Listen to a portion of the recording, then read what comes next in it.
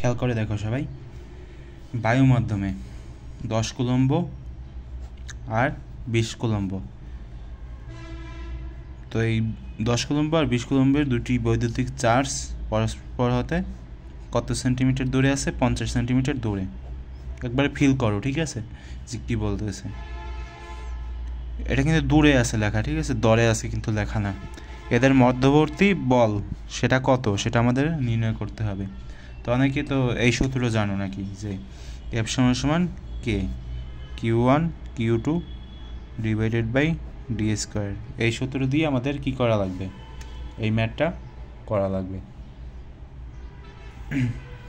তো দেখো এখানে কি কি দেওয়া আছে? বায়ু মাধ্যমে, মাধ্যমটা আমাদেরকে খেয়াল রাখতে হবে যে কোন মাধ্যমের কথা বলছে। এখানে বায়ু মাধ্যমের কথা বলছে, ঠিক আছে। তো Q1 কত? এখানে 10 কুলম্ব। প্রথমে যে এই যে কুলম্ব বলটা দেওয়া থাকবে সেটা হচ্ছে তোমার Q1। তো Q1 কত? 10। Q2 কত বলো তো? Q2 আছে তোমার 20 কুলম্ব। তো 20 কুলম্ব দেখো এখানে, এখানে কুলম্ব আর কি লিখে দেবে, এখানে কুলম্ব লিখে দেবা, শেষ। এরপরে কী দেওয়া আছে? যে 50 সেন্টিমিটার দূরে আছে দুইটা বল না, এই যে Q1 আর এই Q2। মনে করো যে এরকম একটা জিনিস, যে এখানে একটা বল আছে, এখানে একটা বল আছে, এটার যে দূরত্ব সেটা কত? 50 সেন্টিমিটার। এটা হচ্ছে তোমার 10 কুলম্ব আর এটা কত? 20 কুলম্ব। এগুলো আর কি বলা হয়েছে, যে এরকম থাকলে তাহলে এই দুইটার মধ্যকার যে বলটা আছে না, সেটা আমাদেরকে নির্ণয় করতে হবে।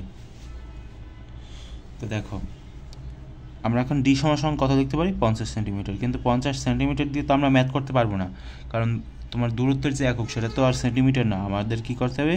সেন্টিমিটারকে মিটারে কনভার্ট করতে হবে। সেন্টিমিটারকে যদি তুমি মিটারে কনভার্ট করো, এই 50 আছে না, 50কে কী দিয়ে ভাগ করবা? 100 দিয়ে ভাগ করবা, তাহলে এটা মিটারে চলে যাবে। তো দেখো 50কে যদি তুমি 100 দ্বারা ভাগ করো তাহলে হবে কত?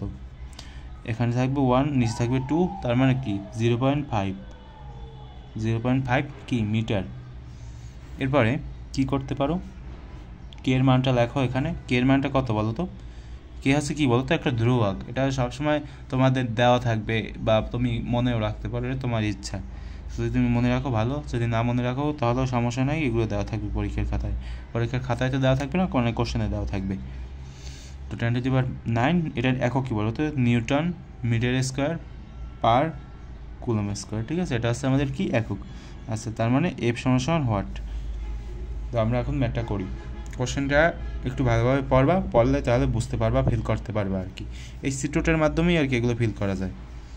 তো দেখো এই যে কে না, কের জায়গায় আমরা কে এর মানটা বসাই, যে 9 × 10⁹, একক না দিলেও হয়, দিলে দিতে পারো, কোনো সমস্যা নেই। 10 × 20 কিউ এর মান এবং Q2 এর মান।